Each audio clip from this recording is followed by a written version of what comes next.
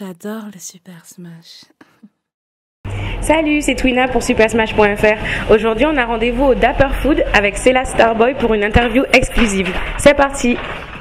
En vanité, encore dit, c'est trafic en bouquet dans les affaires, c'est en transit, on veut saveur du pays, valise la paix concours, c'est conditionné, en bas les cocados sur les matines chauds. Mais neige nous pas qu'à fondre, nous pièce pas ni à tout, pour ça qu'à lever pomme, tout est. Alors Célas, bonjour déjà, je te remercie Twina, je te remercie de nous recevoir aujourd'hui. On est dans un très beau cadre, je vois donc tout autour de nous, c'est écrit donc Dapper.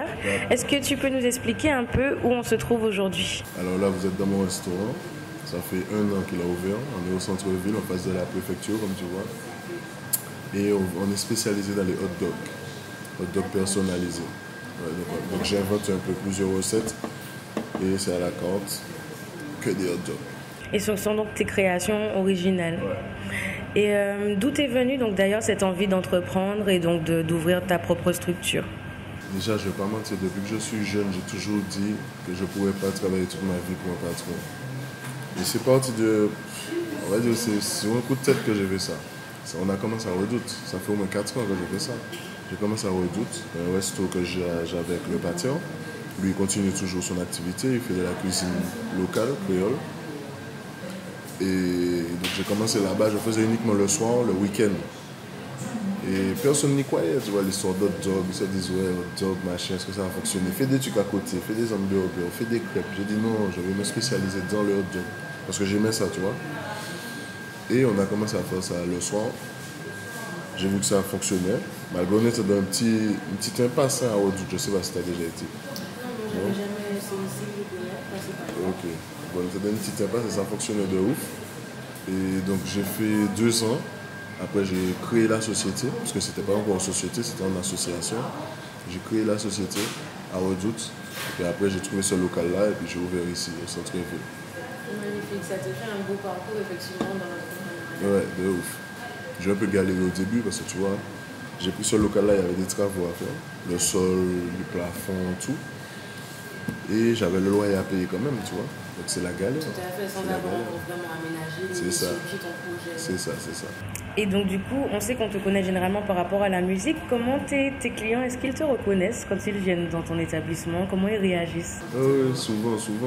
Même des fois ils sont étonnés parce qu'ils ne savent même pas que c'est à moi, tu vois. Donc ils me disent, tu ressembles à Célas. C'est ce que j'ai coupé les locks, tu vois. Ils me disent souvent, tu ressembles à Célas. Je leur dis, oui, c'est moi. Je dis, sérieux, c'est toi qui as ça, Dapper Food, machin. Ouais. Il ne faut même pas le rapprochement Dapper, Dap. Exact. Bon, tu as déjà slide sur la next question d'ailleurs, parce que j'allais te demander qu'est-ce que ça veut dire déjà Dapper Food, Dap, et puis après on passera sur Célas vraiment d'où est venu ton nom de scène, mais déjà est-ce que tu peux nous dire qu'est-ce que ça veut dire donc Dap? Alors Dap, c'est parti de quoi? J'ai créé Dap à la base, j'ai créé ma marque de vêtements, Dap Class. Et j'ai fait une connexion entre Dapper et classe. Parce que Dapper, ça veut dire élégant en fait. Et j'ai eu cette inspiration-là par rapport à un pote qui était très bon chez Tuning à l'époque. Et tu sais, les voitures en Amérique, c'est écrit Dapper sur le pare-brise. Donc j'ai fait ça, j'ai fait le lien Dap Class. Après j'ai commencé la musique. J'ai dit bon, comment je peux appeler le label? J'ai dit Dap. Et puis le restaurant Dapper, enfin. Ça coule de source du coup, effectivement. Ben donc du coup, et par rapport à ça, Célas, comment t'es venu ton nom de scène? Qu'est-ce que ça veut dire un peu? Est-ce qu'il y a aussi une histoire derrière? Et Célas, c'est depuis le collège. Depuis le collège, par rapport à un film, je sais pas si t'as vu ce film-là, How I. Yeah. Ouais, avec Method Man. Voilà.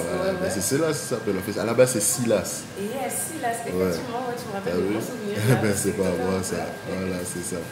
Ok, d'accord. Nice. Et est-ce que tu te rappelles, donc du coup, parce que tu m'as dit que c'est depuis le collège, je pense que la musique, ça a commencé depuis longtemps. Est-ce que tu te rappelles peut-être du premier son que tu as fredonné, un truc genre... Donc c'était du dancehall, t'as vu? On chantait sur nos gros ordi là, avec les micros là, on enregistrait. C'était même pas de qualité, c'était dégueulasse. Et c'est ça, c'était des dancehall, hein. J'avais fait un truc, attends. Si tu te rappelles, on va essayer de me donner un Attends, je te donne un petit extrait. Ça faisait Brand New Style, c'est le Batman Jedi. Tu peux pas le tester, tu peux le voir, tu peux pas le voir comme Pai qui ne fait pas de détails. Brand new. Et c'était ça, dancehall. Ok, nice. Et du coup, tu as quand même changé de style et tout. Tu t'inscris maintenant dans quel style selon toi? Est-ce que c'est plutôt, tu vois, drill, trap local, US? Parce que je sais que tu as beaucoup d'influence aussi, ça se voit. En vrai, tant que je kiffe l'instru, je peux poser, tu vois. Je ne vais pas me brancher genre que trap, que drill, non. Par exemple, j'ai fait des dancehall à la Trinidad, tu sais. J'ai fait des dancehall comme ça. J'ai 2-3 sons comme ça que j'ai lâchés. Là, justement, je dois en poser un avec Azula. Mais ouais, je ne suis pas fermé. Ça te fait des bonnes collabs à venir et tout. D'ailleurs, je profite pour glisser cette petite question. On te voit souvent avec Kalash, donc vous êtes en mode chill, etc. Est-ce qu'on peut espérer un feat? Non, je pense pas. Non. On n'a jamais discuté de ça. Non. Ça reste sur le terrain amical. Ouais. Et du coup, par exemple, tu en parles beaucoup dans tes sons, de la rue, tout simplement. Qu'est-ce que tu pourrais nous dire de ton rapport avec la rue? Que ce soit avant, parce que tu as bien expliqué, bon, tu as commencé en quelque part, tu as eu l'envie d'entreprendre. Ton rapport avec la rue avant et maintenant, quel est-il? Est-ce qu'il a changé aussi? Comment ça a pu évoluer pour toi? C'est totalement différent. C'est-à-dire que là, je ne vais même pas dire que je suis dans la rue. Tu as vu, là, je suis un entrepreneur, chef d'entreprise. Je fais mes bails. Avant, j'avais pas de... Je ne vais pas dire que je n'avais pas d'objectif, mais j'étais plus jeune. Donc, on n'avait pas le même état d'esprit, la même mentalité, tu vois. Donc, on traînait, on fumait, on buvait, on faisait des conneries. Et puis voilà, mais maintenant, c'est pas ce que je fais. Donc, je ne peux pas dire que je suis dans la rue. Tu as vu, après, je ne vais pas dire que je n'ai pas de lien avec la rue toujours. Je côtoie des gens qui sont dans la rue, je fais des bails avec des gens qui sont dans la rue, mais je ne suis pas à 100% dans la rue comme avant. Tu as vu? Et justement, si tu peux toujours par rapport à ton expérience, qu'est-ce que pour toi ce serait vraiment donc un vrai gars de la rue? Que ce soit en termes d'action ou bien même de tenue, hein, qu'est-ce que ce serait pour toi? Pour moi, un vrai gars de la rue, un vrai gangster, ça serait un gars qui est discret. Un gars qui est discret, qui fait ses bails. Il n'a même pas besoin de se montrer, tu as vu? Il sait ce qu'il vaut. Il n'a aucune preuve à faire, tu as vu? Pas de cinéma. Ok, real, full real. Ok. Eh ben, qu'est-ce que tu pourrais dire par rapport à tout ça à un jeune qui actuellement, peu importe sa situation, peut-être qu'il est actuellement en phase d'évoluer, qui a envie aussi de réussir. Quel conseil tu pourrais donner à un jeune pour entreprendre dans la musique ou bien dans le business comme toi? Mais comme ce que tout le monde dit, il ne faut pas abandonner, il faut croire en ses rêves, t'as vu? Si quelqu'un d'autre peut le faire, pourquoi on ne peut pas le faire? Tu vois pas? Ouais, c'est n'importe qui peut le faire. Il suffit d'avoir ça là, le cerveau, tu fonctionnes et puis c'est bon. Parce que moi-même, quand j'étais jeune, je me disais pas forcément que j'allais être un chef d'entreprise, que j'allais réussir ou que j'allais réussir à faire tourner un business, t'as vu? Mais je me suis concentré, focus, et puis on doit aller. Right there. On se donne les moyens ici. Super. Du coup, j'ai une autre question. On sait qu'on te voit donc souvent avec des proches. Tu as fait de la musique avec également des personnes qui étaient proches de toi. Dernièrement, on a réalisé l'interview donc de Mara. Est-ce que tu as regardé cette interview? Je ne vais pas mentir, j'ai regardé, mais je n'ai pas regardé longtemps. On n'est plus connectés, on ne se capte plus. C'est quelque chose, donc c'est une question qu'on avait à te poser aussi, les liens que vous aviez, donc ce ne sont pas par rapport à ces épisodes, ouais. Non, on était proches, mais tout a changé, tu sais, comme on dit, chacun prend son chemin et puis fait. Right. Et par exemple, donc du coup, toujours pour rebondir, qu'est-ce qu'en amitié, toi, tu ne pardonnerais pas? Trahison. Ouais. Et chacun sait ce qu'il fait, tu sais, on n'a pas besoin d'aller pleurer pour tout le monde que oui, il m'a fait ci, il m'a fait ça. Lui, c'est ce qu'il m'a fait. Moi, je sais ce qu'il m'a fait. Fin. Donc sur ça, c'est carré. Je pense qu'il n'y a pas trop à discuter non plus. Ok, right. Next question.